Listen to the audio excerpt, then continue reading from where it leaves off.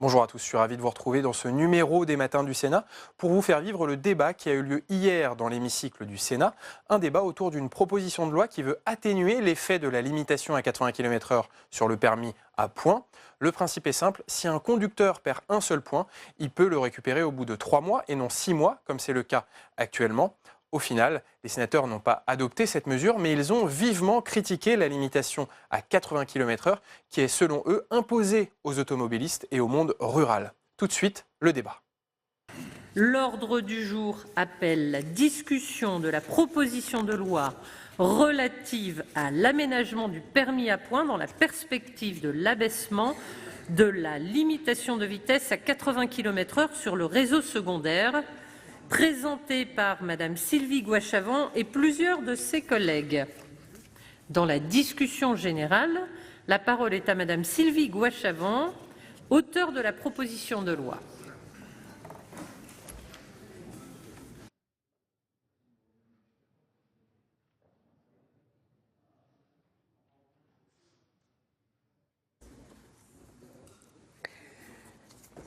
Madame la Présidente, Monsieur le Ministre, mes chers collègues, la proposition de loi relative à l'aménagement du permis à points entame son parcours parlementaire dans le cadre de la niche réservée au groupe Union centriste, groupe sans lequel ce texte n'aurait jamais été soumis au vote. En effet, le gouvernement n'est pas favorable à cette proposition de loi, pas plus que la commission des lois du Sénat qui a émis un avis défavorable, comme pour empêcher tout débat parlementaire public concernant la politique de sécurité routière et le permis à points, alors que près de 110 sénateurs ont cosigné ce texte, je le regrette. Comme vous le savez, depuis son annonce, le 9 janvier 2018, dans le cadre d'un grand plan de sécurité routière, l'abaissement de la limitation de vitesse de 90 à 80 km/h cristallise l'opposition d'une majorité d'automobilistes et de très nombreux élus locaux. Rappelons que la décision du gouvernement a été prise sans aucune concertation, ni avec les associations d'automobilistes, ni avec les conseils départementaux, pourtant gestionnaires des routes. Ni les parlementaires n'ont été consultés ou questionnés à ce sujet. Malgré de très vives protestations, cette mesure a donc été imposée aux Français le dimanche 1er juillet dernier. Il n'est pourtant pas du tout certain qu'Emmanuel Macron ait été élu à la présidence de la République pour cela. N'en paie-t-il pas un peu aujourd'hui le prix? Maire d'une commune rurale pendant plus de 20 ans, au contact direct de mes concitoyens, j'ai très vite compris que le gouvernement commettait une grave erreur en imposant les 80 km/h et j'ai tenté d'alerter le président de la République par l'intermédiaire du ministre de l'Intérieur. À défaut d'être entendu ou même écouté, j'ai pris l'initiative de rédiger le texte qui est aujourd'hui soumis au vote et que vous avez été, sur tous les bancs, j'insiste sur tous les bancs, très nombreuses et très nombreux à co-signer, et je vous en remercie sincèrement. En effet, cette proposition de loi a le mérite d'ouvrir un débat essentiel, celui de l'équilibre à trouver en matière de sécurité routière. Le permis à points s'inscrit dans un cadre préventif et pédagogique. Son but est d'inciter les usagers de la route à modifier leur comportement. Et je suis la première à reconnaître que malgré d'incontestables progrès, la mortalité routière demeure un fléau dans notre pays. Chaque année, des milliers de vies sont brisées, des milliers de familles sont détruites, et à travers cette proposition de loi, il ne s'agit en aucun cas, pour moi, de remettre en cause la légitimité du permis à points, et encore moins d'encourager des comportements à risque sur nos routes. Le gouvernement nous assure que l'abaissement de la vitesse à 80 km/h a fait baisser la mortalité routière et je souhaite de tout cœur que ce soit effectivement le cas. Cela étant dit, il nous faudra bien fixer des limites. Pour lutter contre la mortalité routière, pourquoi ne pas limiter partout la vitesse à 70, 60 ou même 50 km/h? Avec une limite à 50 km/h, sans doute la baisse de mortalité serait-elle spectaculaire. Mais à quel prix sur le plan économique? Et nos concitoyens seraient-ils prêts à l'accepter? Vous voyez bien que tout est question d'équilibre. Vous voyez bien aussi la limite de l'exercice. Avec les 80 km/h, La décision du gouvernement est une décision de statisticiens et de technocrates. Les cadres de La République En Marche sont intelligents de leur propre aveu, ils sont même trop intelligents pour nous. En vérité, ils n'ont souvent aucune expérience politique, aucune expérience de terrain et sont complètement déconnectés de la vraie vie des Français. Mes chers collègues, on ne fait pas de la politique avec des chiffres, on fait de la politique avec le cœur, quand on aime les Français, quand on aime la France. J'invite donc le gouvernement à penser aux dizaines de millions de Français qui habitent les zones rurales ou périurbaines. Ces dizaines de millions de Français n'ont d'autre choix que de prendre leur voiture chaque jour pour aller travailler, pour aller faire leurs courses, pour emmener leurs enfants à l'école, à la crèche, etc., etc. En zone rurale ou périurbaine, il n'y a pas d'alternative. Pour ces millions de Français dont je fais partie, le permis de conduire est une nécessité. Sans permis de conduire, vous êtes socialement mort. Dans cette France laborieuse, dans cette France qui se lève tôt pour aller travailler, dans cette France qui a le goût de l'effort, dans cette France des campagnes et des périphéries urbaines, cette France trop souvent méprisée, cette France qui se sent aujourd'hui abandonnée. Que pensent nos concitoyens à chaque fois qu'ils perdent un point pour un excès de vitesse de 135 km/h au lieu de 130, de 113 km/h au lieu de 110, de 82 km/h au lieu de 80, de 51 km/h au lieu de 50. C'est de cela dont nous parlons aujourd'hui et pas d'autre chose. Sommes-nous sourds aux appels des Français? Ne sont-ils pas assez nombreux à défier nos institutions sur les ronds-points et à détruire les radars sur les bords des routes? Que devront-ils encore faire pour que nous les écoutions enfin? N'en déplaise au gouvernement, les automobilistes français ne sont pas tous des délinquants. Ce sont des citoyens intelligents qui ont compris l'effet pédagogique du permis à points, mais qui en ont assez de se sentir piégés, voire humiliés, en tout cas pas entendus ou mal représentés. Tous n'ont pas les moyens de se payer des stages de récupération de points ou des chauffeurs. Ce qui est en cause, ce n'est pas la politique de sécurité routière. Ce qui est en cause, c'est le sentiment d'injustice qui gangrène notre pays. Comment voulez-vous être ferme si vous n'êtes pas juste, Monsieur le Ministre? À force de toujours taper sur les automobilistes, le gouvernement est-il juste? Avant de faire passer des mesures répressives au forceps, j'aurais voulu que le gouvernement annonce un plan massif d'investissement sur le réseau secondaire. Ce réseau est dégradé. Le mauvais état des infrastructures n'est-il pas en cause dans un accident mortel sur 2, Monsieur le Ministre? Nos collectivités, rendues exsangues financièrement par la baisse des dotations, n'ont pas les moyens d'entretenir correctement ce réseau routier. Je profite également de cette prise de parole pour évoquer les centaines de milliers de faux permis étrangers qui circulent dans notre pays. On dit que 5 à 10% des permis de conduire sont faux, quand les conducteurs ont un permis, d'ailleurs.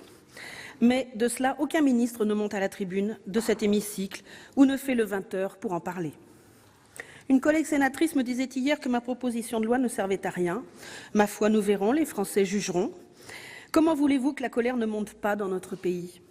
En rédigeant ce plaidoyer, j'ai fait quelques recherches et j'ai remarqué que le permis à points avait été instauré par la loi du 10 juillet 1989. Le symbole est fort, puisque 200 ans plus tôt, le 10 juillet 1789, le peuple de Paris incendiait les barrières parisiennes de l'octroi, montrant son intention de supprimer les impôts aux portes de la ville. Le peuple de Paris voulait alors reprendre son destin en main. Mes chers collègues, je ne cherche pas à récupérer la colère qui s'exprime sur les ronds-points. Je ne cherche pas non plus à minimiser l'intérêt pédagogique du permis à points, loin de là. Je cherche juste à démontrer la nécessité de répondre à la colère qui monte dans le pays et qui deviendra très vite incontrôlable. Aménager le permis à points ne fera pas taire cette colère, je vous l'accorde, mais voter en faveur de ce texte serait un très bon signal adressé à nos concitoyens et le Sénat en sortirait grandi. Pour les déplacements de vitesse n'entraînant que la perte d'un seul point, pourquoi ne pas permettre à nos concitoyens de le récupérer à l'issue d'une période de 3 mois au lieu de 6 mois actuellement, sous réserve bien sûr qu'il n'ait commis aucune nouvelle infraction? Mes chers collègues, faisons preuve de raison et de sagesse. Pour les Français, votons ce texte. Merci, chers collègues.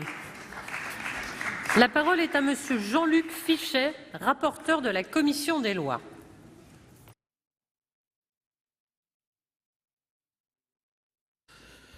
Madame la Présidente, Monsieur le Ministre, mes chers collègues, nous sommes appelés aujourd'hui à nous prononcer sur une proposition de loi déposée par Madame Sylvie Goy-Chavent et plusieurs de nos collègues relative à l'aménagement du permis à points dans la perspective de l'abaissement de la limitation de vitesse à 80 km/h sur le réseau secondaire.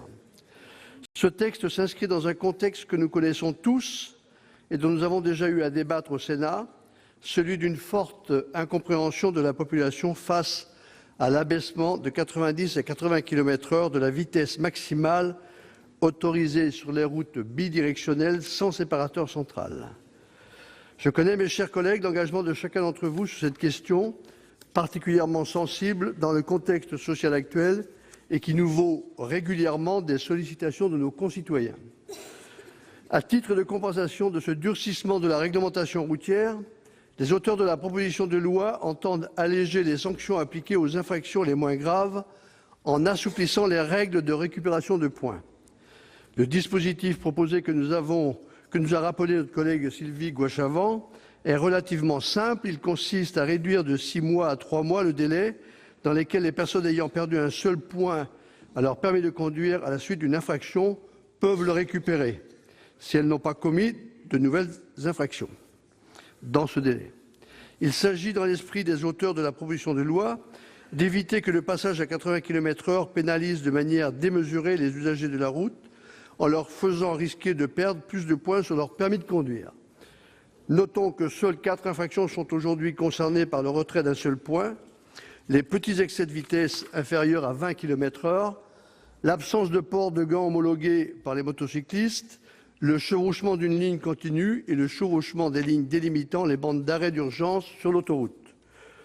Pour autant, si peu d'infractions sont concernées, le champ d'application de la proposition de loi serait assez large, car plus de la moitié des points qui sont chaque année retirés le sont pour des petites infractions au code de la route.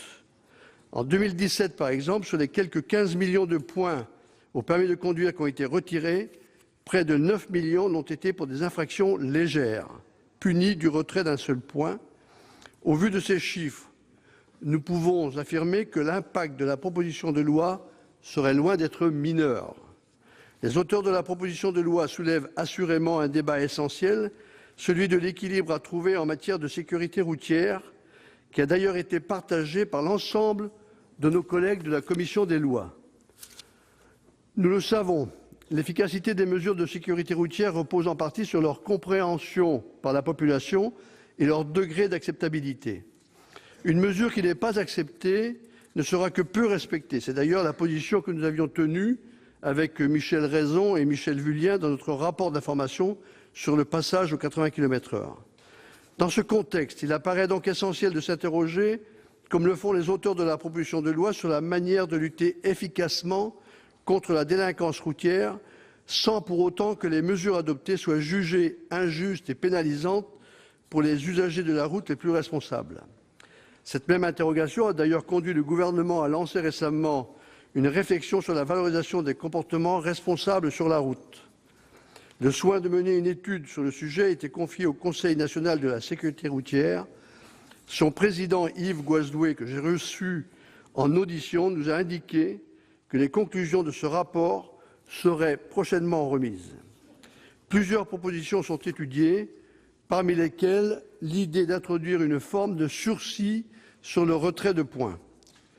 Si le sujet mérite sans aucun doute d'être posé, la solution proposée par la proposition de loi ne paraît toutefois ni aboutie ni suffisante pour répondre au débat pour 2 raisons principales. La première raison, la réduction de la durée de récupération de points pourrait constituer un signal négatif en matière de lutte contre l'insécurité routière. Il existe en effet un risque important que les conducteurs, certains de récupérer leurs points plus rapidement, adoptent des comportements à risque. 6 mois est déjà une durée courte Si nous la réduisons, nous risquons de nuire à la vertu pédagogique du permis à points et à son efficacité en matière de lutte contre les infractions routières.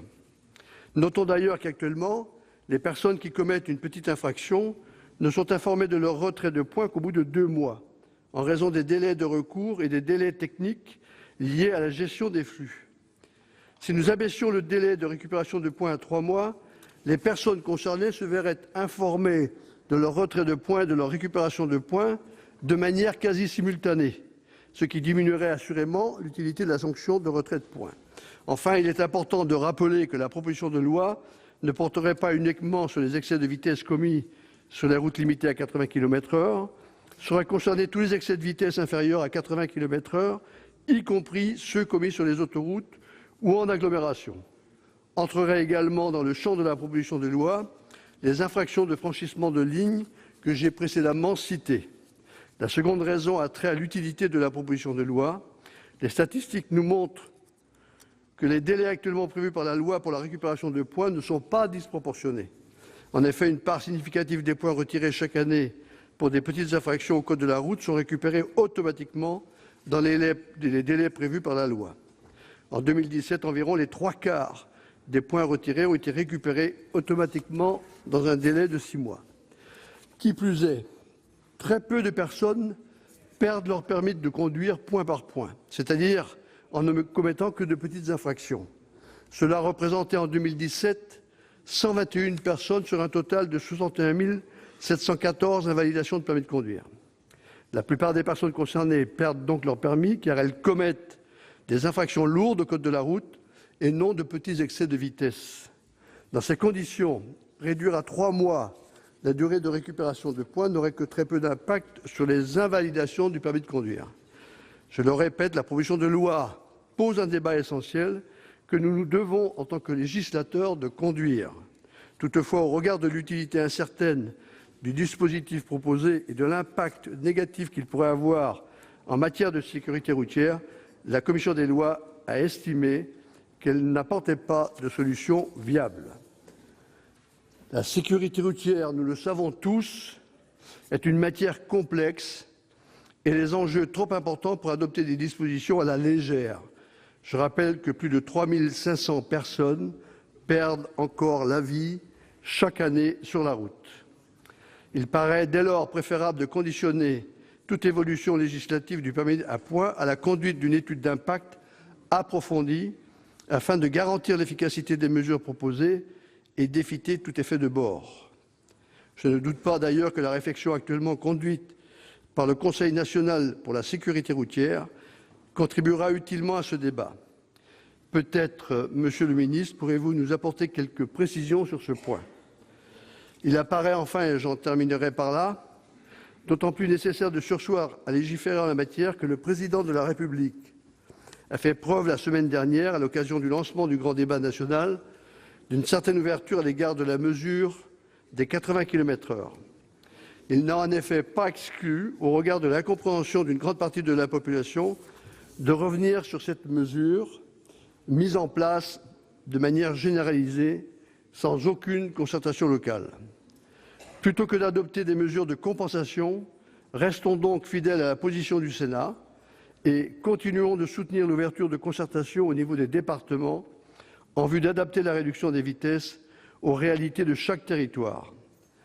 Pour l'ensemble de ces raisons, et tout en reconnaissant l'intérêt du débat soulevé, je vous invite, au nom de la commission des lois, à ne pas adopter cette proposition de loi. Je vous remercie. Merci, monsieur le rapporteur. La parole est maintenant à monsieur Laurent Nunez, secrétaire d'État auprès du ministre de l'Intérieur.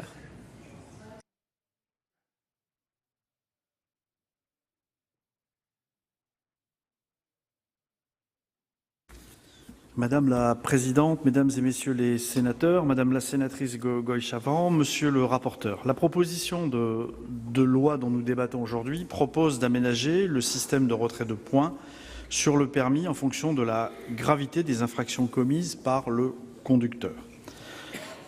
Avant d'évoquer devant vous le contenu de la proposition de loi, je souhaite apporter des éléments de contexte et rappeler que le mouvement continu de baisse de la mortalité routière constatée depuis 2003 a marqué le pas entre 2014 et 2017. Le nombre de morts liés à l'accidentalité routière est resté stable au cours de ces dernières années, à un niveau trop élevé et en tout cas insupportable pour l'ensemble de la société française. Or, nous le savons, l'essentiel de la mortalité enregistrée intervient sur le réseau routier secondaire. Afin de faire reculer ce phénomène, le gouvernement a pris un ensemble de décisions au cours du comité interministériel de la sécurité routière qui s'est réuni en janvier 2018. Au nombre de ces mesures figure effectivement l'abaissement à 80 km/h de la vitesse maximale autorisée sur les routes bidirectionnelles hors agglomération. Cet abaissement est du reste entré en vigueur le 1er juillet 2018.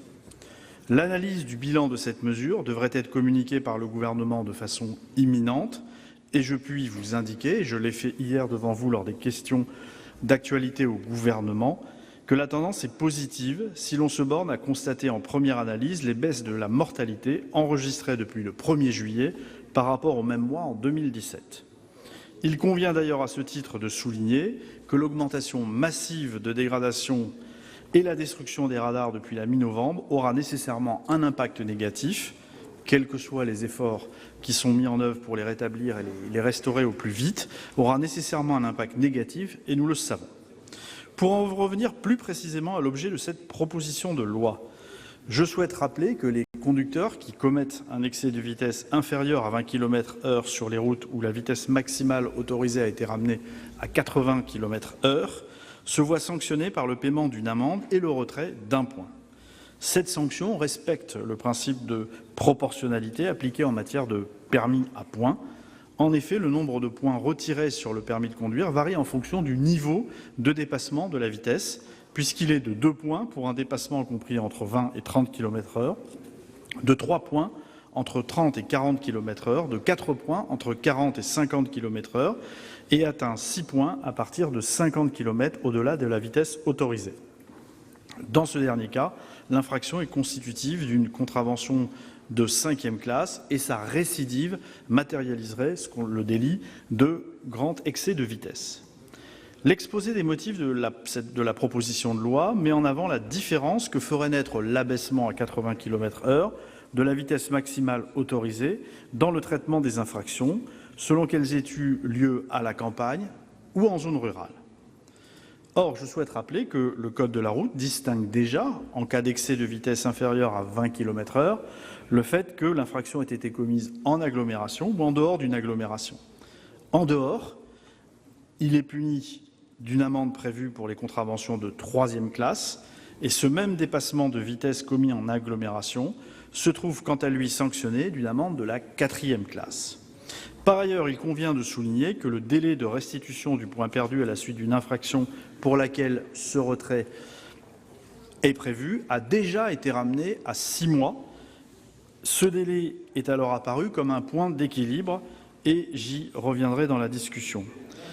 Ce délai est alors apparu comme un point d'équilibre, comme je le disais, et la loi de 2011 a étendu également la possibilité d'accomplir un stage de sensibilisation à la sécurité routière pour la récupération de points chaque année et non plus une fois tous les 2 ans, comme c'était le cas précédemment.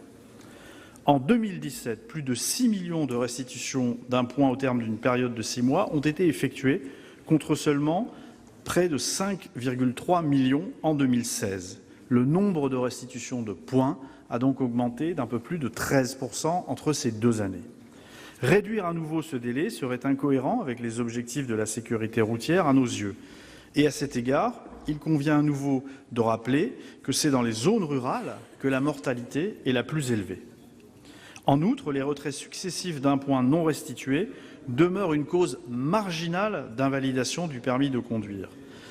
Ainsi, et malgré la règle de cumul des contraventions prévue par l'article 132.7 du Code pénal, seulement 121 personnes, je dis bien seulement 121 personnes, en France ont vu leur permis de conduire invalidé en 2017 au seul motif d'un solde nul pour n'avoir commis qu'un seul type d'infraction pour excès de vitesse inférieur à 20 km/h.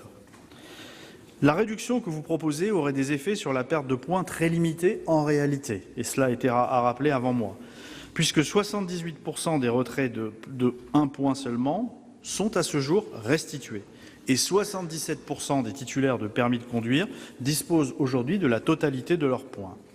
Par contre, cela pourrait avoir des effets psychologiques importants dont nous ne pouvons certes présumer, mais qui pourraient amener certaines personnes à moins faire attention à la vitesse sur la route.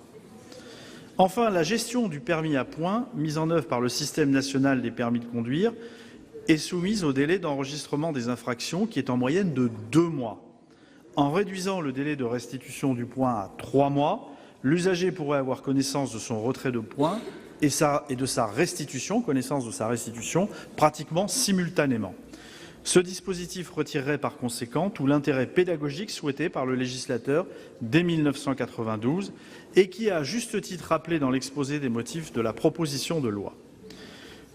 Pour conclure, Monsieur le rapporteur, Mesdames et Messieurs les sénateurs, croyez bien que l'objectif du gouvernement n'est pas de mettre des bâtons dans les roues aux Français, comme je l'ai entendu dire, mais bien de limiter le nombre d'accidents graves et de mener une politique efficace de prévention contre les excès de vitesse pour limiter le nombre d'accidents. C'est pourquoi je ne peux émettre qu'un avis défavorable à cette proposition de loi. Je comprends les raisons qui ont conduit les sénateurs à déposer et examiner cette proposition de loi. Encore une fois, et comme je l'ai indiqué hier lors des questions au gouvernement, la limitation de vitesse à 80 km/h sur le réseau secondaire est expérimentale. Cela fera l'objet d'une évaluation et sera débattu au cœur du grand débat, car la moitié se situe au cœur des préoccupations de nos concitoyens. La mobilité, se situe au cœur de la préoccupation de nos concitoyens, en particulier de ceux qui résident en zone rurale et qui, au quotidien, empruntent les 400 000 kilomètres de notre réseau secondaire national. Il convient du reste de mettre cette mesure expérimentale en perspective au regard de 3 points. D'abord, je le disais tout à l'heure, les chiffres provisoires dont je dispose indiquent que sur les 6 premiers mois de mise en œuvre de l'abaissement de la limite de vitesse à 80 km/h, le nombre de tués est en baisse. Deuxièmement, nous avons demandé avec Christophe Castaner une analyse au délégué interministériel à la sécurité routière afin de mesurer l'impact réel de cette mesure en termes d'effets induits et notamment sur les temps de déplacement, sur la cohabitation entre les poids lourds et les véhicules particuliers et sur la consommation de carburant ainsi que sur la production de CO2. Enfin, comme vous l'avez souhaité, Madame la sénatrice, il convient de ne pas éluder la question de la responsabilité des gestionnaires de voirie et remonter la vitesse sur un axe, c'est aussi accepter d'y voir l'accidentalité augmenter à nouveau. À cet égard, l'avis des présidents de conseil départemental sera essentiel. Bien sûr, le cas échéant, et le président de la République l'a rappelé, le dispositif pourra être aménagé. Pour toutes ces raisons, le gouvernement n'est pas favorable à l'adoption de cette proposition de loi. Je conclurai, Madame la Présidente, en disant 2 mots pour répondre à Madame la sénatrice sur 3 points bien précis. D'abord sur la conduite, les conduites sans permis ou avec de faux permis. Vous dire que l'action répressive des services de police et de gendarmerie est menée à plein régime sur ce sujet. Vous savez que maintenant nos gendarmes et nos policiers ont accès sur leur tablette au fichier des permis de conduire qui leur permet de vérifier l'usage éventuel de faux documents et qu'une expérimentation est en cours pour permettre cette utilisation aux polices municipales. Rappelez également, et vous le savez, que le produit de l'investissement des radars est destiné à des aménagements de sécurité routière et que le surplus qui est lié à la baisse de la vitesse à 80 km/h, une partie du produit de ce surplus est prévu et fléché sur des investissements importants en milieu hospitalier, justement pour accueillir les grands blessés de la route. Je terminerai en disant, Madame la sénatrice, que nous entendons la colère de la population, nous entendons cette colère, de la même façon que nous entendons aussi la colère sourde des familles de victimes auxquelles nous devons aller annoncer le décès d'un des leurs sur la route à cause de vitesse excessive. Et ça aussi, c'est une colère qu'il faut savoir entendre. Mais encore une fois, le grand débat permettra de discuter de cette mesure. Je vous remercie de votre attention. La parole est à Monsieur Michel Raison pour le groupe Les Républicains. Merci Madame la Présidente, Monsieur le Ministre, Monsieur le rapporteur, Monsieur le vice-président de la Commission, chers collègues. Le dossier de la sécurité routière est un dossier grave. J'en profiterai d'ailleurs pour me réjouir de la baisse de la mortalité sur nos routes depuis la fin 2017 et en continu depuis le début 2018, que ce soit avant ou après la mise en place des 80 km/h. La mesure des 80 km/h, nous l'avons beaucoup travaillé avec mon collègue devenu rapporteur de cette PPL et ma collègue Michèle Vullien, et nous avions conclu qu'elle serait contre-productive. Mais je souhaite dire ici qu'on ne répond pas à une mesure contre-productive par une autre mesure qui pourrait également être contre-productive. Parce que, les médecins vous le diront, on essaie de soigner le mal, mais pas les symptômes. Lorsque je marche, que j'ai mal aux pieds, et parce que j'ai un caillou dans la chaussure, je ne prends pas du paracétamol, je retire la chaussure, je retire le caillou et je repars. Et donc, je considère que la seule mesure valable, efficace, pour lutter contre cette mesure technocratique qui n'a pas tenu compte de la psychologie du citoyen qu'est la mesure des 80 km/h, la seule mesure, c'est que le gouvernement revienne à la sagesse du Sénat, et qu'il revienne sur cette mesure avec les conclusions de ce fameux rapport. Mais me voici rassuré, puisque le président de la République, à 2 reprises, a repris nos propres propos, y compris les miens, ceux que j'avais tenus devant le Premier ministre en lui demandant d'enfin devenir intelligent. C'est pas gentil pour le Premier ministre, mais le président de la République l'a dit. Il a dit qu'il fallait enfin rendre cette mesure intelligente, c'est-à-dire appliquer les conclusions de notre rapport.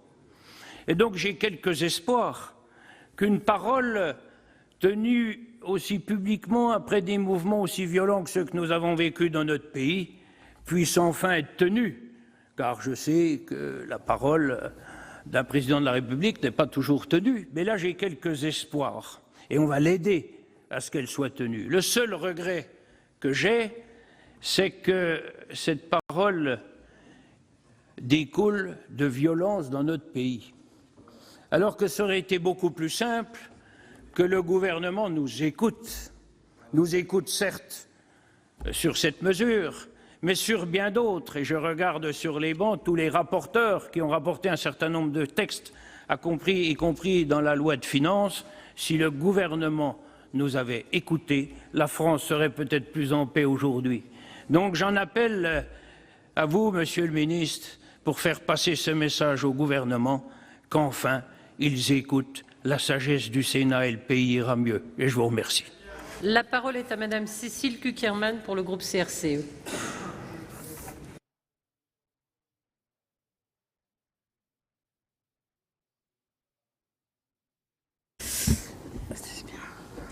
Merci Madame la Présidente, Monsieur le Ministre, mes chers collègues.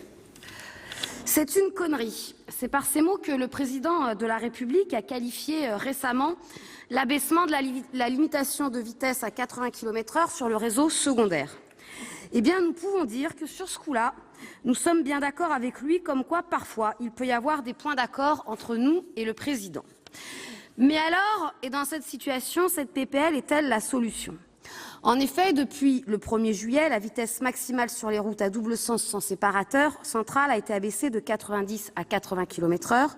Le code de la route prévoit que toute personne ayant perdu des points sur son permis de conduire les récupère automatiquement au bout de 2 ans si elle n'a commis dans ce délai aucune nouvelle infraction au code de la route. Et une dérogation, cela a été rappelé, est cependant prévue pour les infractions les plus légères avec une récupération de points dans un délai de 6 mois si aucune infraction n'est commise dans ce délai.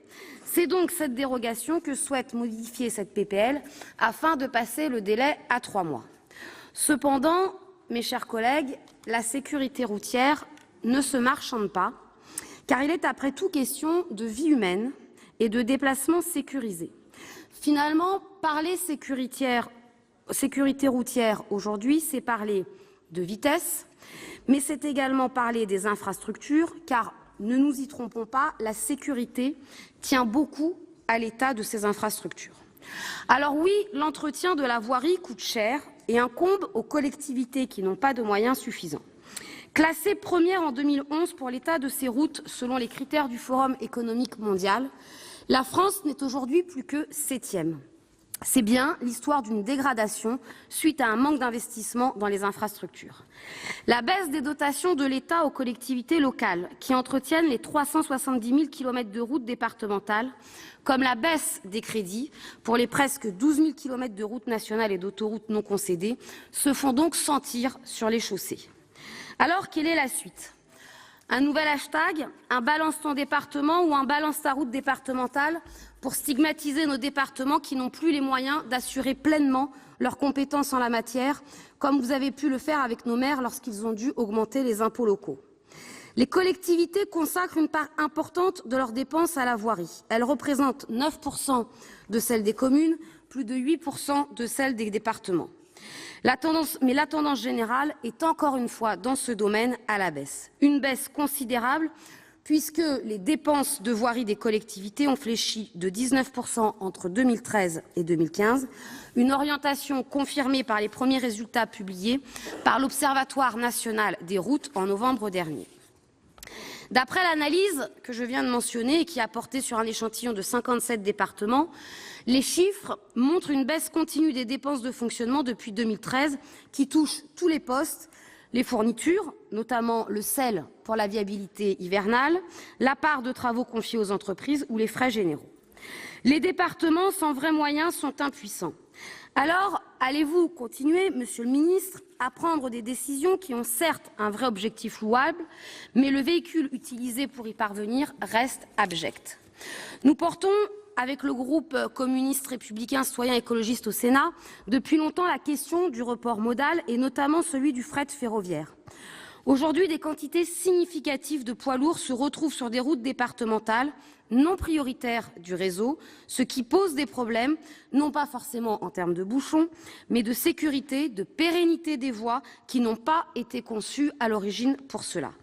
L'état du réseau routier français se dégrade et vous n'êtes pas sans ignorer que la question du risque en matière de sécurité routière peut donc se poser. En cas d'accident, le défaut d'entretien peut entraîner la responsabilité de l'État. Investir sur nos routes est un vrai signal envoyé aux concitoyens. Le signal d'un État fort, soucieux de la sécurité des usagers de la route. Les Français n'ont pas besoin de panneaux limitant leur vitesse de plus ou moins 10 km/h.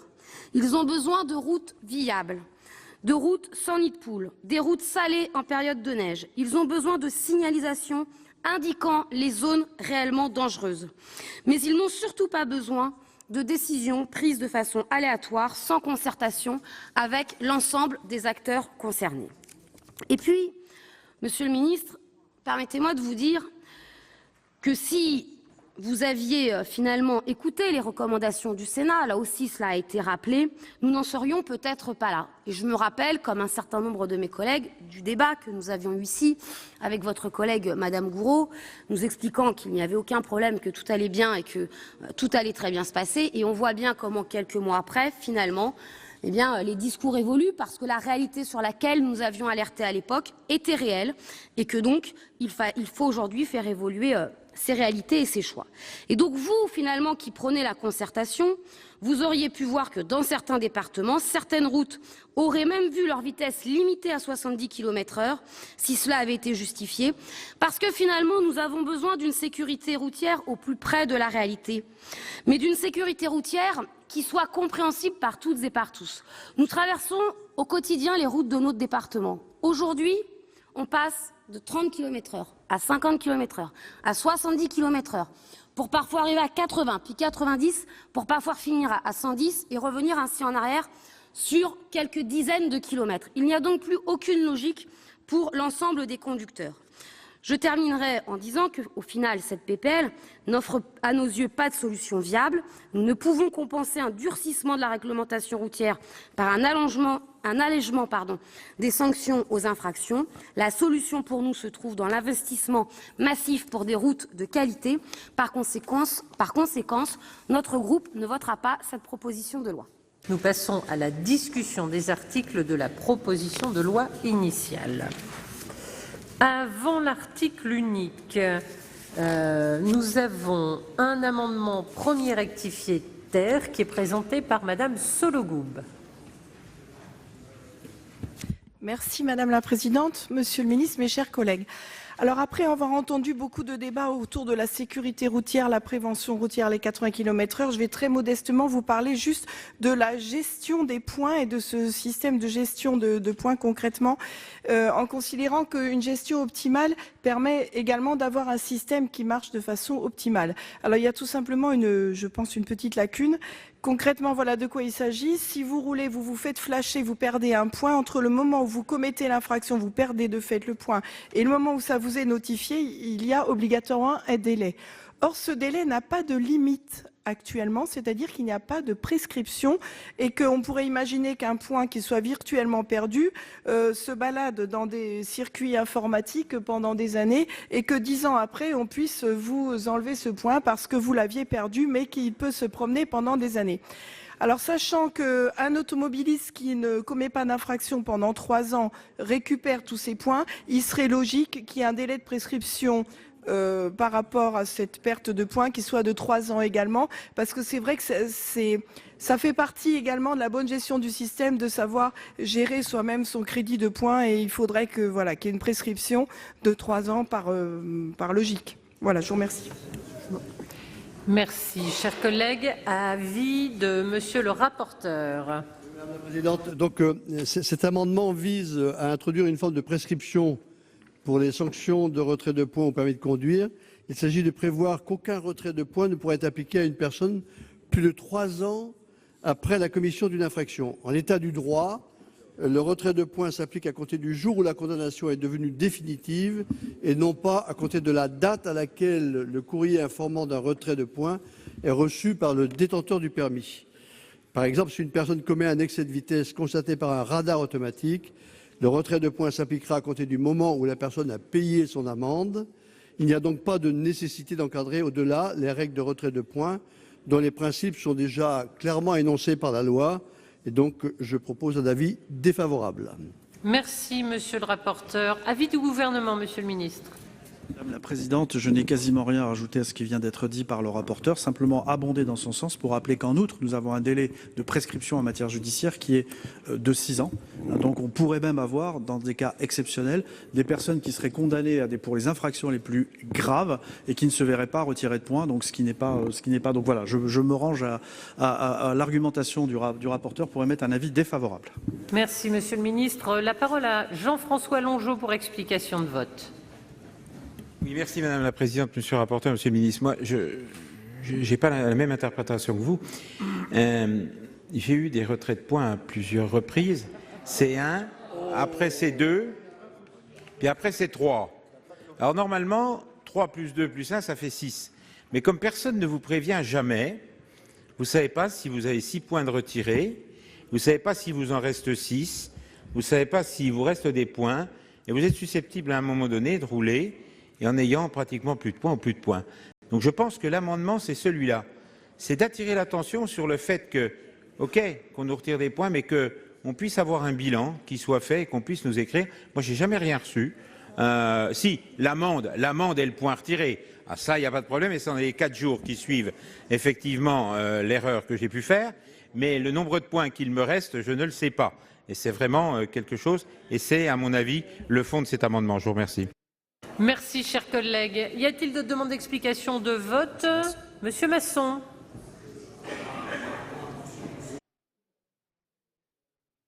Je partage l'avis de Monsieur le ministre sur l'appréciation qu'il porte au sujet de cet amendement.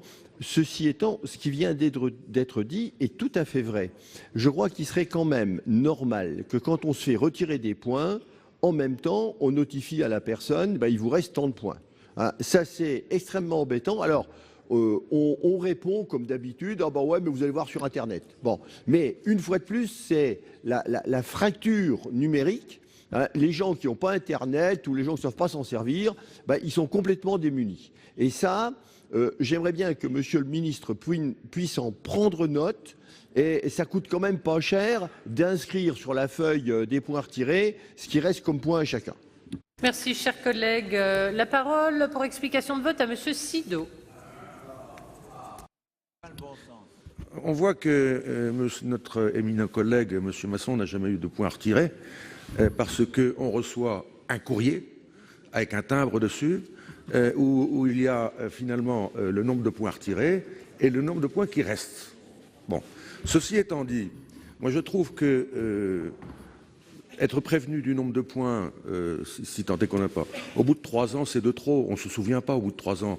À l'heure de l'immédiateté, à l'heure finalement où, avec Internet où on reçoit tout extrêmement rapidement, il devrait y avoir un délai beaucoup plus court. Alors, on peut dire 1 an, on peut dire etc.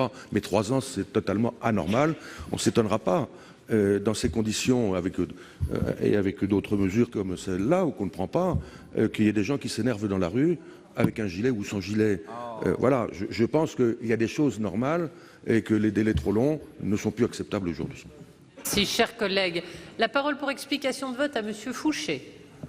Simplement un tout petit mot. À une époque, si mes souvenirs sont bons, je crois qu'il fallait payer, envoyer un mandat à la préfecture, un chèque, pour obtenir le renseignement. À une époque, il y a eu ça. Merci, chers collègues. Y a-t-il d'autres demandes d'explication de vote? Monsieur de Belenet. Merci Madame la Présidente, chers collègues. Avant d'être raisonnable, responsable, père et mère, j'ai dû repasser mon permis pour défaut de points. Et l'honnêteté, fort de cette expérience, l'honnêteté m'oblige à partager avec vous que l'utilité de connaître le nombre de points qu'il reste, ce n'est rien d'autre qu'un droit de commettre une infraction et d'identifier un droit de commettre une infraction supplémentaire. Bon, merci, chers collègues. Madame Sollogoub, pour terminer ces prises de parole. Madame Sollogoub. Oui, juste un mot. Hein, si je sais tout ça, c'est parce que je viens de faire un stage de récupération de points. Donc alors, en effet, on peut accéder de façon très simple sur Internet à son décompte de points. Mais non, mais c'est pas un crédit pour pouvoir en recommettre d'autres, mais c'est quand même pour éviter de rouler sans permis, savoir où on en est, c'est quand même important. Par contre, c'est vraiment les organisateurs du stage qui m'ont dit il y a quand même une incohérence dans le fait que des points puissent se balader comme ça pendant des années et qu'il n'y ait pas de date limite pour la notification de ces points. Ce serait quand même quelque chose à rectifier. Voilà, je vous remercie. Merci, chers collègues. Bien. J'ai été saisie d'une demande de scrutin public par le groupe La République En Marche sur l'amendement 1 rectifié terre. Je vous rappelle que l'avis de la commission est défavorable, l'avis du gouvernement défavorable. Il va être procédé au scrutin public dans les conditions fixées par l'article 56 du règlement. Le scrutin sera ouvert dans quelques instants.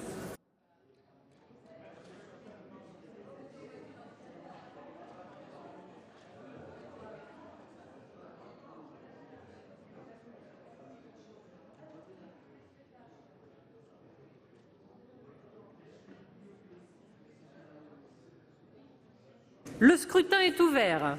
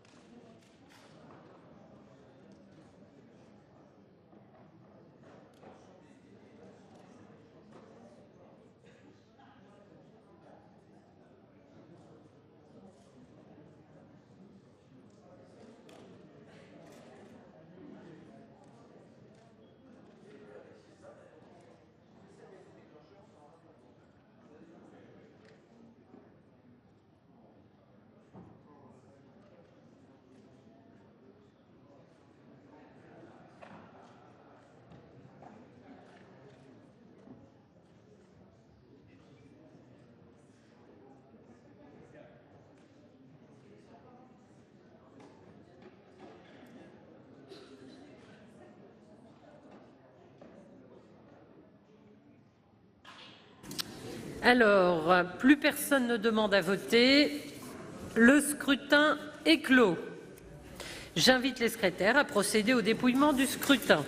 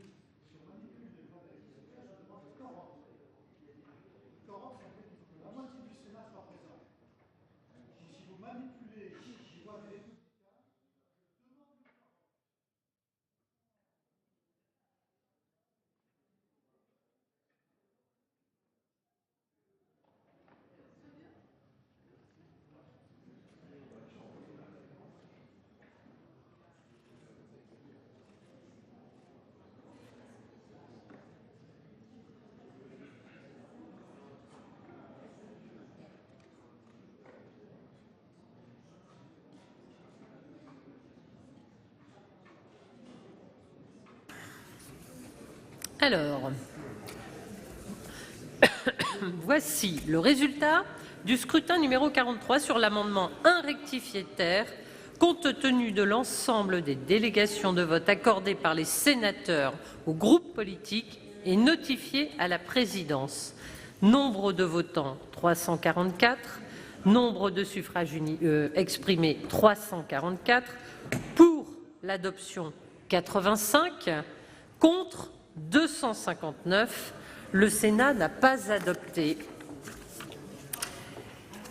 Et donc, nous passons à l'examen de l'article unique avec, pour commencer l'examen de ces amendements, toute une série de demandes de prise de parole, à commencer par Monsieur François Bonhomme pour le groupe Les Républicains. Merci Madame la Présidente. Oui, cette PPL nous donne l'occasion quand même de revenir sur la question du 80 km/h et la façon surtout dont la question a été traitée. Tout le monde ici a relevé qu'il s'agissait vraiment de l'archétype de la décision unilatérale imposée d'en haut et forcément qu'elle avait suscité une incompréhension forte chez nos concitoyens, particulièrement ceux qui sont captifs de la voiture. C'est donc cette mesure jacobine qui finalement a été une faute non seulement politique mais une faute psychologique et dont on mesure aujourd'hui les conséquences, et que finalement elle est un peu le sparadrap du capitaine Haddock dont le gouvernement ne sait pas comment se débarrasser et en sortir. C'était d'autant plus inquiétant que c'est une mesure qui concerne la plupart de nos concitoyens. Hormis évidemment les métropolitains qui ont renoncé à la voiture, tout le monde est concerné par cette mesure. Ce que je veux dire, Monsieur le Ministre, c'est que c'est parce que justement on savait que cette mesure allait concerner un grand nombre de nos compatriotes qu'on aurait dû prendre des précautions nécessaires pour s'assurer de l'acceptabilité d'une telle décision, ce qui n'a pas été fait. Au demeurant, à l'intérieur même du gouvernement, votre prédécesseur Gérard Collomb avait déjà mis en garde le gouvernement de cette perspective, puisqu'il s'est écoulé 9 à 10 mois entre l'annonce de la décision et la mise en œuvre. Le président de la République, lors du grand débat, a dit, je cite, « Il faut que l'on trouve une manière plus intelligente, de la mettre en œuvre. Il n'y a pas de dogme. On ne saurait mieux dire pour redécouvrir une évidence. » Et il en a appelé les maires à faire des propositions sur ce dossier qui, dit-il, fait partie du débat. À la bonne heure. Il n'empêche que, vous voyez bien qu'en ayant inversé l'ordre des choses, on a créé un climat tout à fait défavorable qui a débouché sur une crise politique et une crise sociale. Et maintenant, le gouvernement se débat pour en sortir, si j'ose dire. J'espère simplement que la prochaine fois, si prochaine fois il y a dans la volonté de passer outre le Sénat, vous en espérez beaucoup plus. On a eu des mois de travaux, des mois d'audition avec la mission fichier raison, qui ont écouté la totalité des parties prenantes à cette décision. Si vous en êtes inspiré, je pense et du Sénat en particulier, je pense qu'on n'en serait pas là. J'espère que pour demain, vous en saurez vous en inspirer, d'autant que le Sénat, vous le savez, quand vous en inspirez, ne fait pas payer droit d'auteur. Merci, chers collègues. La parole est à Madame Sylvie Goy-Chavent pour le groupe Union centriste. Merci, Madame la Présidente. Alors, vous voyez, je pense qu'au moins ce texte du groupe Union centriste aura eu le mérite de mettre l'accent sur un sujet qui est cher au cœur des Français et qui, ici aussi, a suscité quelques tensions. Imaginez les tensions dans le peuple, parmi ces gens qui ont besoin de leur voiture tous les jours pour travailler, pour, comme je l'ai dit, emmener les enfants à l'école, aller chercher le petit au foot ou que sais-je, ou même aller accoucher, me souffle une collègue. Mais je pense qu'au moins ce texte aura le mérite de soulever ce problème. Alors, j'ai bien entendu que le gouvernement nous promet de revenir sur le 80 km/h. Beaucoup de mes collègues ici ont usé de l'argument du 80 km/h en disant bah, écoutez, pas la peine de voter ce texte puisque le gouvernement va revenir sur le problème des 80 km/h. Ce texte n'est pas que pour les 80 km/h, je le dis, c'est pour le premier point que quelqu'un perd, c'est-à-dire vous avez 12 points, vous perdez un point et vous vous retrouvez à attendre 6 mois avant de le récupérer. Ça aurait été un geste fort en direction des Français que de leur dire bah, écoutez, on vous a entendu. Moi, j'ai peur qu'on ne les entende pas suffisamment.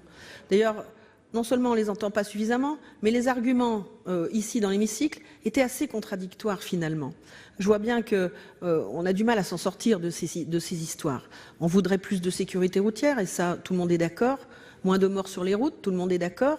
Et en même temps, on voudrait aussi pouvoir, quand même au passage, gagner un peu d'argent, puisque ces radars, c'est quand même une manne financière très importante.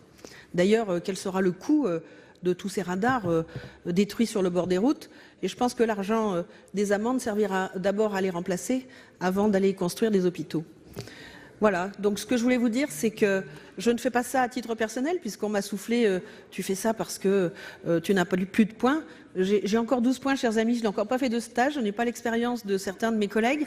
J'espère ne jamais l'avoir, mais ça peut arriver à tout le monde et je ne stigmatise personne. Je vous dis simplement que le Sénat envoie un signal fort aux Français. C'est notre rôle que de défendre les territoires et que de défendre ses habitants. Je vous remercie. Merci, chers collègues. La parole est à Monsieur Jean-Louis Masson, non inscrit. À vous la parole. Oui. Monsieur le ministre, vous m'avez répondu, et je vous en remercie, sur le problème du péage autoroutier de Boulay que j'avais évoqué.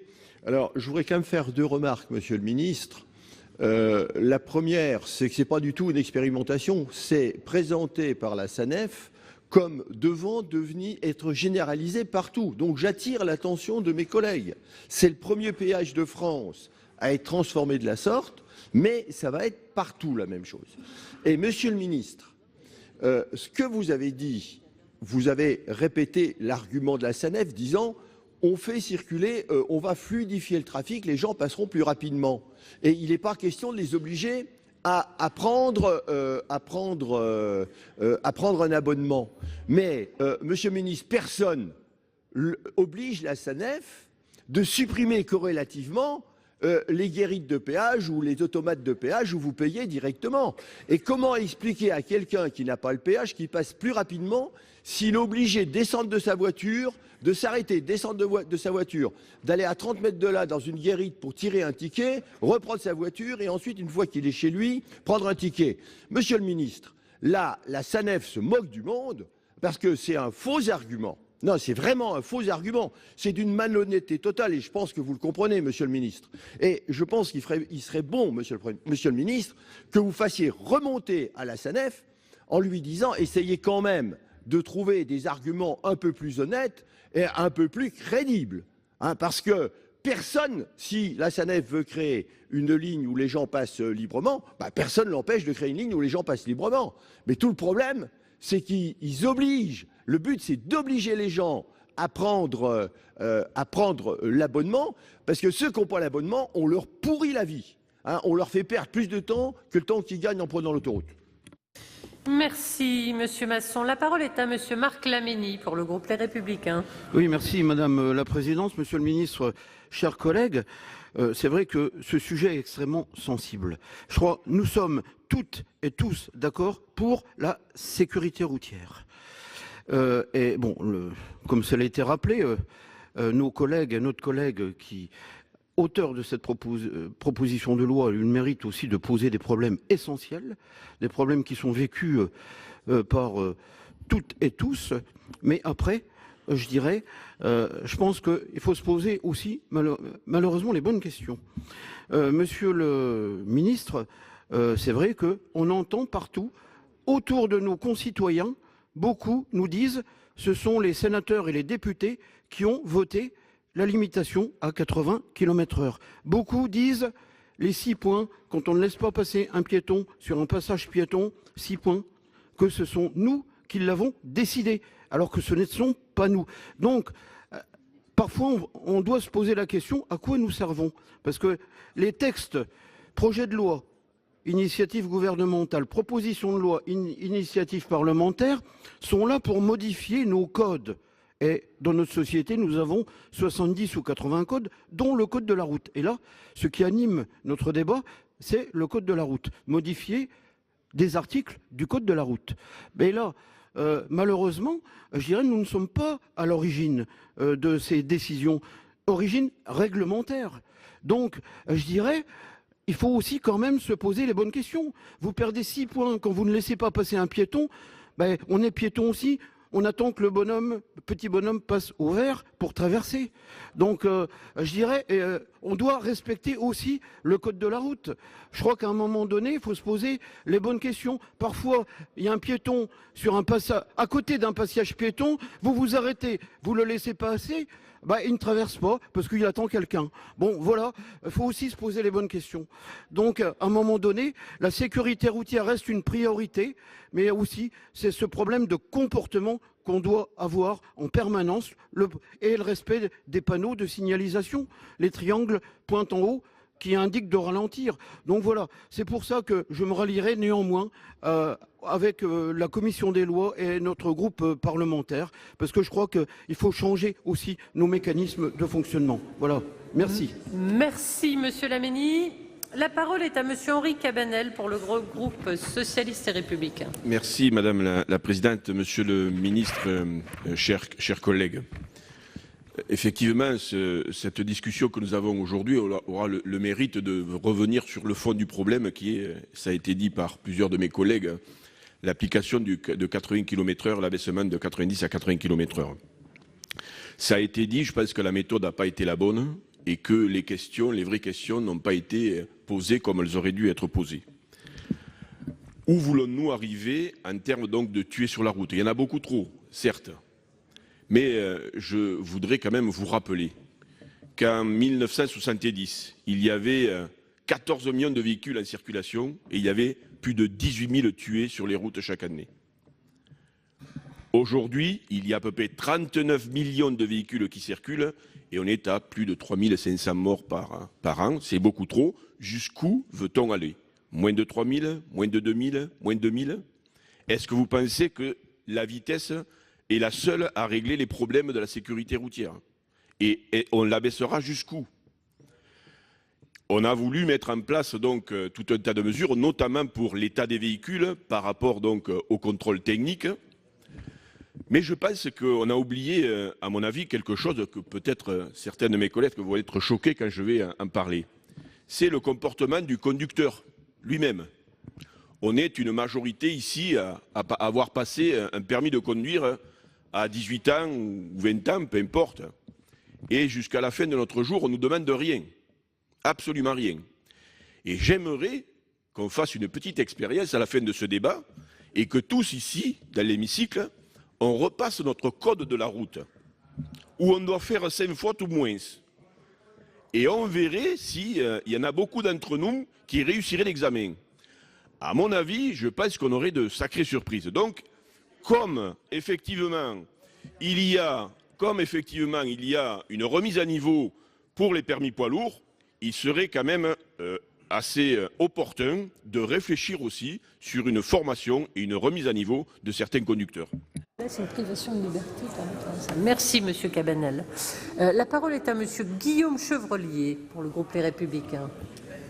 Merci Madame la Présidente, Monsieur le Ministre, mes chers collègues. Moi aussi, je voudrais profiter de ce débat pour évoquer la politique de sécurité routière du gouvernement, tout en rappelant naturellement l'importance d'être responsable sur la route. Mais la structure des vitesses maximales autorisées sur certains tronçons routiers a été terriblement complexifiée par les 80 km/h. C'est devenu un véritable casse-tête. Et dans nos territoires ruraux, on a besoin de notre voiture pour la vie quotidienne. Et voici le cas d'un automobiliste de mon département qui, pour son trajet domicile-travail, parcourt 18 km en 7 tronçons. Vitesse maximale autorisée varie en fonction des routes, des virages. Donc il a du 80 km/h, il a du 110, il a du 80 km/h, il repasse à 90, 80, 110 et enfin du 80 km/h. Donc certains usagers, naturellement, sont de bonne foi, comme celui-ci, comme beaucoup d'autres, pensant parfois appliquer correctement le code de la route ou n'ayant pas eu le temps d'adapter la vitesse, font un excès de vitesse mineur et se retrouvent pénalisés à la fois par une contravention et la perte de points. Donc je vais vous dire, Monsieur le Ministre, sur le terrain que les gens considèrent vraiment cette mesure des 80 km/h comme une absurdité. Alors à l'occasion de cette proposition de loi, je n'ai pas organisé un grand débat sur le sujet dans mon département, mais une petite consultation. Et les usagers qui m'ont répondu sont assez unanimes pour dire oui aux 80 km/h sur des routes de campagne sinueuses et dangereuses, quitte à diminuer à 70 quand c'est vraiment une route dangereuse et en mauvais état, mais non à des 80 km/h sur des grands axes, routes nationales ou des routes droites. Oui à la concertation départementale pour adapter la réduction des vitesses aux réalités de chaque territoire et assurer pleinement la sécurité routière. On voit bien que la prise de décision doit être décentralisée. Appuyez-vous sur les gens de terrain, qui mieux placés que les élus locaux pour exprimer des positions de bon sens. Donc, Monsieur le Ministre, reprenez à votre compte les propositions du Sénat. Et si vous acceptez, peut-être que ce sera le cas à l'issue de la grande concertation, si vous acceptez de rétro-pédaler, une question, quel sera l'impact financier pour les collectivités territoriales de votre inconstance politique et du changement des panneaux de signalisation? Merci, chers collègues. La parole est à Madame Cécile Cukierman. Sur cet article unique et donc en fait sur cette proposition de loi pour compléter. D'abord, finalement, le débat que nous avons est à l'image de celui que l'on peut rencontrer au quotidien dans nos communes. C'est-à-dire que chacune et chacun, bien évidemment, voudrait que les voitures roulent moins vite quand elles passent devant chez lui, là où ses enfants traversent, là où les gens circulent, et tout le monde se plaint du trop de dodanes, de chicanes, de ralentisseurs en tous sens dans le village suivant, parce que cela est insupportable de circuler. Donc effectivement, cette contradiction, mais on la retrouve ici en matière de sécurité routière, comme dans plein d'autres champs de la société, du rapport aux normes et à ce besoin à la fois de sécurité que chacune et chacun veut, mais que parfois tout le monde, chacune et chacun, là encore, trouve excessif quand il faut appliquer à soi-même ses propres règles de sécurité. Cependant, dans la proposition de loi, l'objectif n'est ni de réaffirmer la volonté de supprimer la mesure des 80 km/h pour revenir aux 90 km/h et renvoyer à la concertation, y compris départementale, ni non plus de revenir, parce que c'est un débat, et cela nécessiterait certainement un vrai débat, sur la pertinence ou non du permis à points et dans son efficacité de lutte contre la violence routière et principalement contre les excès de vitesse. Et notamment cette mesure qui fait que quand on fait une infraction légère, on peut récupérer ses points au bout de 6 mois. Et là, ou peut-être qu'il faudrait que nous poursuivions le débat, effectivement, si les 6 mois ne sont pas pertinents, mais j'ai envie de dire, allons jusqu'au bout, mes chers collègues. Si on estime que ce n'est pas pertinent de sanctionner par la perte d'un point ce type d'infraction, supprimons sur plus ou moins 10-20 km/h d'excès la perte de points, laissons simplement l'amende qui accompagne cette sanction, et dans cette cas-là, la question est réglée. Mais effectivement, ramener à 3 mois, quand on sait comment se gère aujourd'hui le reçu de la contravention, le paiement de la contravention, l'annonce de la suppression de points et l'annonce ensuite de la récupération du point, en 3 mois, tout cela ne peut pas se faire. Voilà, même avec les meilleurs services dans votre administration, cela ne se fera pas. Donc je crois qu'il faut aller jusqu'au bout. Soit effectivement on maintient les 6 mois tels qu'ils existent et on agit sur la question de la régulation routière sur l'ensemble de nos routes, soit on revient sur la question du permis à points, mais dans tous les autres cas, c'est un autre débat que celui qui est posé. Merci, chers collègues. La parole est à Monsieur Longeot. Oui, merci Madame la Présidente, Monsieur le Ministre. Moi, je crois qu'il faut quand même qu'on revienne au débat. Et au débat de cette PPL. C'est quoi cette PPL? C'est tout simplement de réduire le délai pour la récupération des points suite au fait que vous avez perdu un point parce que vous êtes à 86 km/h au lieu d'être à 80. Et cette mesure, elle sera importante. Pour qui? Pour ceux qui roulent. Et ceux qui roulent beaucoup, ce sont ceux qui effectivement ont besoin d'utiliser leur véhicule pour aller chaque jour travailler ou pour être représentant. Et ce que j'aimerais, moi, puisque effectivement ce dossier tourne autour de la sécurité routière, ne croyez pas que la sécurité routière n'est pas quelque chose qui nous importe et quelque chose que nous ne voulons pas mettre en place. Mais la sécurité routière, est-ce que l'on est capable aujourd'hui de nous donner un certain nombre de chiffres des accidents mortels entre le lundi matin et le vendredi soir, où ne circulent qu'effectivement beaucoup de professionnels, et les accidents du week-end qui sont beaucoup plus importants. Et puis si cette mesure avait des impacts très très forts, moi je viens de trouver des chiffres là tout de suite, qui sont arrivés, Monsieur le Ministre, vous étiez je crois dans le Val-de-Loire la semaine dernière, et je viens de trouver des chiffres dans l'Indre-et-Loire. 34 tués en 2016, 32 tués en 2017 et 39 morts en 2018.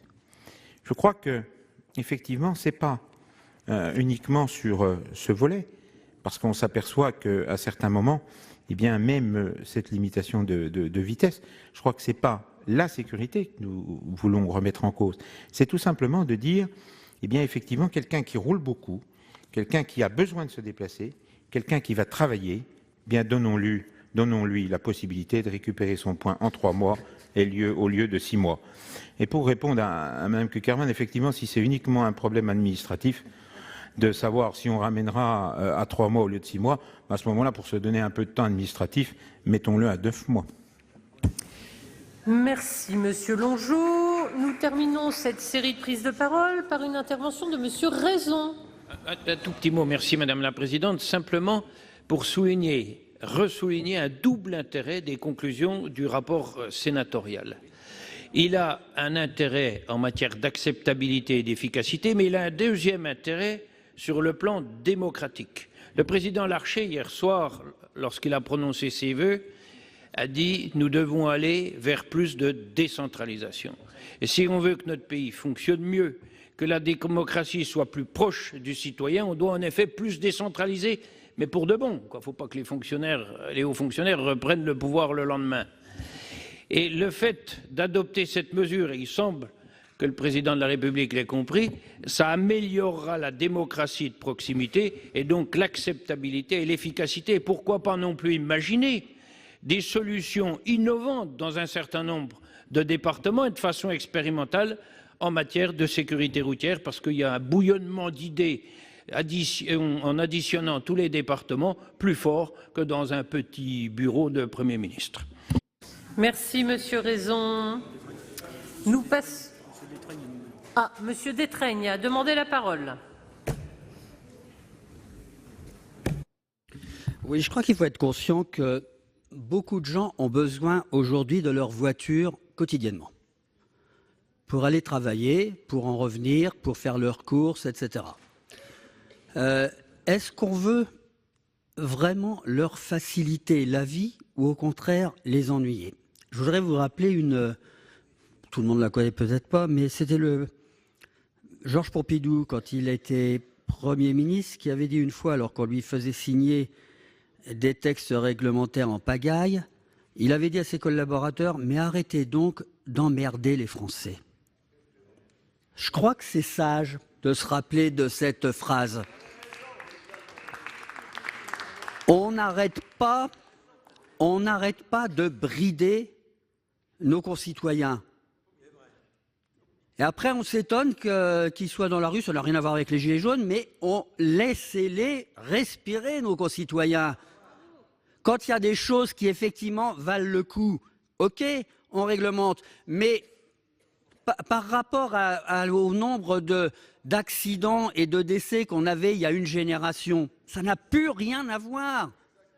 En plus, les automobiles d'aujourd'hui, elles ont des technologies, assistance au freinage, on a des bip-bip si on dépasse la vitesse autorisée, etc. On a tout ce qu'il faut pour être raisonnable. Alors n'en rajoutons pas, n'en rajoutons pas. Merci, Monsieur Detraigne. Si vous le voulez bien, nous allons maintenant passer à l'examen des amendements sur l'article unique, en commençant par le 7 rectifié, Monsieur Masson.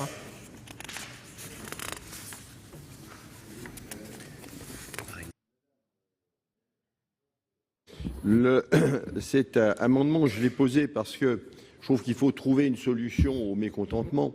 Et en fait, avec mon amendement, c'est-à-dire en octroyant un sursis lorsque la vitesse retenue ne dépasse pas 85 km/h, eh bien, avec cet amendement, on permettrait aux gens à nouveau de rouler à 90 km/h tout en ayant limité à 80, laissé les panneaux de limitation à 80 et, disons, en laissant éventuellement la pénalité financière, c'est-à-dire l'amende, pour tous ceux qui dépassent 85 en réalité, parce que vous savez, il faut dépasser 85 km en réalité pour être en fait verbalisé, parce que c'est 85 en réalité, c'est 80 km retenus.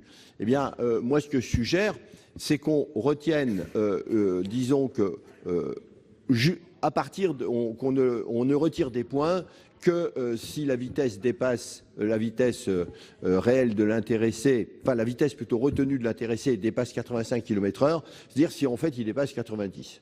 Et ça permettrait de faire en sorte que le point n'est retiré que si les gens dépassent 90, ce qui était le cas auparavant, parce que normalement, auparavant, personne ne devait dépasser 90, mais on ne verbalisait en fait qu'à partir de 95. Voilà. Monsieur Masson, je donne la parole à Monsieur le rapporteur pour avis de la Commission. Oui, merci Madame la Présidente. Donc Monsieur Masson nous propose une nouvelle rédaction de l'article unique de la proposition de loi. Plutôt que de réduire la durée de récupération de points, il introduit un sursis pour le retrait de points pour les excès de vitesse inférieurs à 5 km/h commis sur les routes limitées à 80 km/h.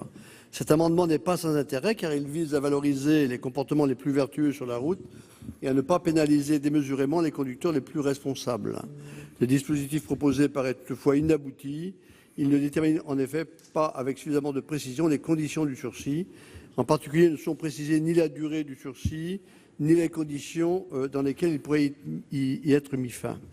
Surtout, compte tenu de la complexité de la matière, il paraît préférable, comme pour la proposition de loi, de conditionner toute évolution législative du permis à points à la réalisation d'une étude d'impact approfondie afin d'assurer l'efficacité des mesures adoptées et d'éviter tout effet indésirable pour la sécurité routière. Je vous propose donc un avis défavorable. Merci, Monsieur le rapporteur. Monsieur le ministre, avis du Gouvernement. Madame la Présidente, donc pour être mis en œuvre, cet amendement suppose en réalité de créer une nouvelle infraction d'excès de vitesse de 5 km ou moins sur les routes bidirectionnelles. Cela viendrait complexifier et alourdir la réglementation applicable pour un effet dont on peut penser qu'il sera en réalité très limité, compte tenu encore une fois du délai existant de 6 mois. Et le temps réel de récupération des points serait quasiment équivalent à celui qui existe d'ores et déjà. Donc voilà, donc le gouvernement émet un avis défavorable. Merci, Monsieur le ministre. Donc, avis défavorable du Gouvernement. Je vais mettre aux voix l'amendement numéro 7 portant rédaction de l'article unique constituant l'ensemble de la proposition de loi. L'adoption de cet amendement vaudrait adoption de l'ensemble de la proposition de loi, je le rappelle. Donc, je le mets maintenant en voix, sauf s'il y a des demandes d'explication de vote. Une explication de vote de Monsieur Masson. Monsieur le ministre, je ne suis pas convaincu par votre souhait de rejet. Je pensais, avec l'expérience parlementaire que j'ai, je pensais que vous ne seriez pas d'accord, bien évidemment. Mais enfin, l'argument n'est pas valable. C'est je ne crée pas une nouvelle infraction, c'est je crée sur une infraction existante, au lieu que la pénalité soit de retirer un point ferme et définitif, eh bien la possibilité c'est de donner un sursis. J'assouplis une pénalité par rapport à une infraction existante, mais je ne crée pas une nouvelle infraction. Et d'ailleurs, la meilleure preuve, c'est que je ne propose pas de supprimer l'amende financière. Donc c'est toujours la même infraction qui subsiste. Je n'ajoute pas une infraction à une infraction. J'allège la pénalité d'une infraction. Merci Monsieur Masson. Je mets maintenant aux voix l'amendement 7 rectifié. Qui est pour? Qui est contre? Qui s'abstient? L'amendement 7 rectifié n'est pas adopté. Nous passons à l'amendement 5 de Monsieur Masson. Oui, Madame la Présidente, chers collègues, cet amendement, c'était pour souligner pourquoi 3 mois, pourquoi 4 mois. Bon, je me suis dit, pourquoi on ne mettrait pas 4 mois plutôt que 3 mois. Donc c'est purement factuel comme amendement. Son avis de Monsieur le rapporteur. Oui, Madame la Présidente, donc par cet amendement, M. Masson souhaite fixer la durée de récupération du point pour les infractions les plus légères au code de la route, non pas à 3 mois, mais à 4 mois, contre 6 mois aujourd'hui. Donc cette légère augmentation de la durée de récupération de points ne suffit toutefois pas à résoudre les problèmes soulevés par notre commission, qui nous ont conduit à ne pas adopter la proposition de loi, et donc je vous proposerai un avis défavorable. Merci Monsieur le rapporteur. Monsieur le ministre, avis du gouvernement. Madame la Présidente, donc je redis ce que je disais dans mon propos liminaire à l'occasion de ce débat et aux apports qui ont été ceux du texte législatif de 2011 qui a ramené le délai de récupération de points à 6 mois. Il nous semble que c'est un point d'équilibre tout à fait satisfaisant. Je redonne les chiffres si vous le permettez. En 2017, ce sont 6 millions de titulaires du permis qui ont bénéficié de cette restitution de leurs points, en augmentation significative par rapport à 2016. Je redis que nous avons assoupli les conditions dans lesquelles on peut réaliser des stages de récupération de points qui peuvent être effectués tous les ans. Et je vous redis qu'en 2017, ce sont 121 titulaires du permis de conduire qui ont fait l'objet d'une invalidation pour solde de points nuls en n'ayant commis qu'un seul type d'infraction qui a conduit à perdre qu'un point. Donc il nous semble que nous avons atteint un bon point d'équilibre sans qu'il soit nécessaire de rabaisser ce délai à 4 mois. Donc ce sera un avis défavorable. Merci Monsieur le ministre. Je mets aux voix l'amendement 5. Qui est pour? Qui est contre? Qui s'abstient? L'amendement 5 n'est pas adopté. Je vais mettre aux voix l'article unique constituant l'ensemble de la proposition de loi. Le vote sur l'article vaudra vote sur l'ensemble de la proposition de loi. Y a-t-il des demandes d'explication de vote? Monsieur Chassaing. Madame la Présidente, Monsieur le Ministre, mes chers collègues, nous espérons que rapidement nous aurons, comme l'a dit Michel Raison, une décentralisation pour les décisions de 80 à 90 km/h qui devraient être prises par le préfet et par le président du Conseil général, qui connaissent précisément les routes et les sections dangereuses. J'espère que les débats apporteront cette décentralisation. Le président de la République et le gouvernement ne doivent pas s'occuper de tout. En attendant, bien sûr, récupérer un point en 3 mois au lieu de 6 mois, c'est très bien pour les personnes en périurbain et rural qui ont besoin absolument de leur voiture pour se rendre à leur travail. Donc notre groupe votera en très grande majorité ce projet de loi. Merci Monsieur Chassaing. J'ai été saisi d'une demande de scrutin public par le groupe Union centriste sur l'article unique. Il va donc être procédé au scrutin public dans les conditions fixées par l'article 56 du règlement. Le scrutin sera ouvert dans quelques instants. Voici le résultat du scrutin numéro 44 sur l'article unique. Compte tenu de l'ensemble des délégations de vote accordées par les sénateurs aux groupes politiques et notifiées à la présidence. Nombre de votants 341. Nombre de suffrages exprimés 341. Pour l'adoption 86. Contre 255. Le Sénat n'a pas adopté.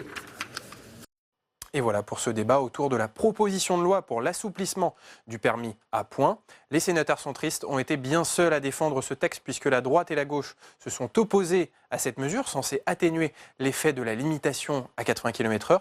Une limitation qui a été malgré tout critiquée par les sénateurs et notamment la méthode du gouvernement d'imposer cette limite sans concertation à l'ensemble des routes secondaires du territoire.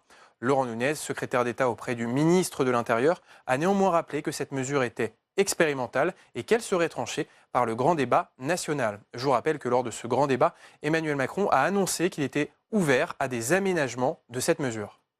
C'est la fin de cette émission. Vous pouvez revoir tous nos programmes sur notre site internet publicsénat.fr. Très bonne journée sur les chaînes parlementaires.